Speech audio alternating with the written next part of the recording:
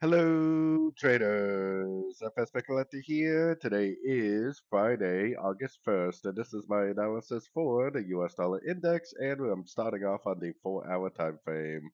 So I'm on the 4-hour time frame because if this is a WXY, like this is the W, this is the X, and we're now in a wave Y, then the 100% Fibonacci extension of wave A of Y projected out the bottom of wave B of Y would be a really good target for the wave C of wave Y to end. Now, it definitely could end here. We have non-farm payroll today, and then early next week we have inflation for the U.S. CPI. So we could get the end of a trend in this area, definitely. But it doesn't have to end here. That's the thing I really like to make clear. This could turn into a 1-2-3 instead of an ABC. This could be a 1-2-3. If that's the case, it could go up to the 161, 178%.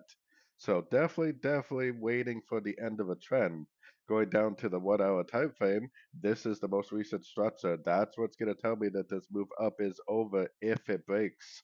It definitely doesn't have to break that level. I mean, it could just keep on going up and up and up and up, which is why I would definitely still be recommending longs on the dollar via the dollar pairs themselves, unless the US dollar index goes down and breaks this structure right here. If it does, break that structure, then I'll know that it's likely the end of a wave Y, and I will definitely go back to being bearish the dollar.